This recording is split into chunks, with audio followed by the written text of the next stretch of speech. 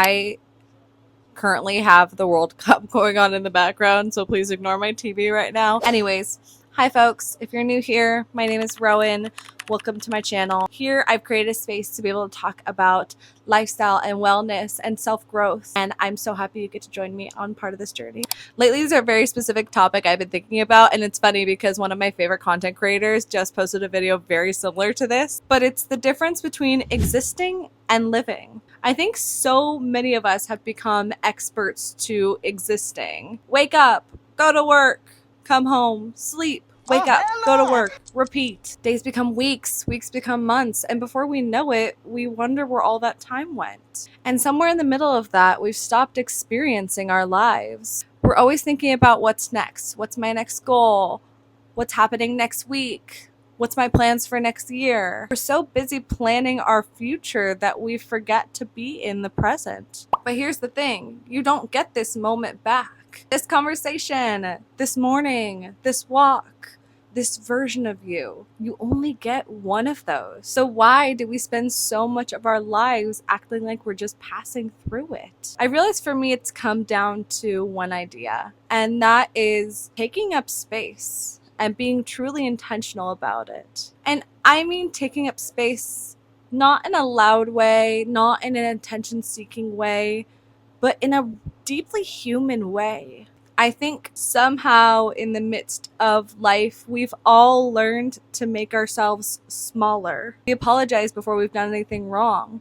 We soften ourselves. We second guess our opinions. We shrink ourselves because we've convinced that making other people comfortable is more important than us existing fully. But why? Who taught us that? One of my favorite examples is something so ordinary that it literally happened to me just the other day. So I was at the grocery store and I was in an aisle and I was just trying to pick out a brand of olives because your girl loves her olives. And next thing I know, I see someone next to me trying to look in the same area as me.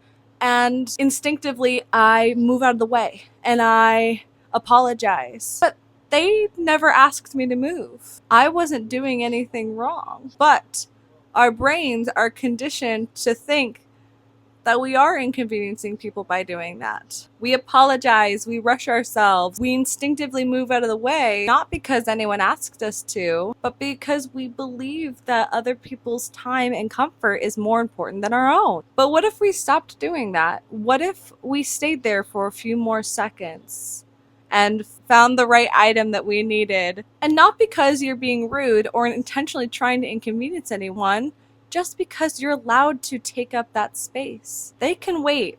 It's not selfish. In fact, it's self-respect. And I think that's where we've gotten a little confused, that the idea of taking up space is almost egotistical and it is selfish, but it really in fact is the opposite, because everyone on this earth is deserving of being able to take up space. You were given one life, one voice, one body, and one chance to experience this world. You were never meant to spend it proving that you deserve to be here. And that dives in a bit to my next topic, where I think that taking up space and being present are two very connected ideas, because you can't truly take up space if your mind is somewhere else. You can't appreciate today if your mind is always chasing tomorrow. One thing I've started doing to be more intentional about being present in where I am is on my morning walks, I take a few extra seconds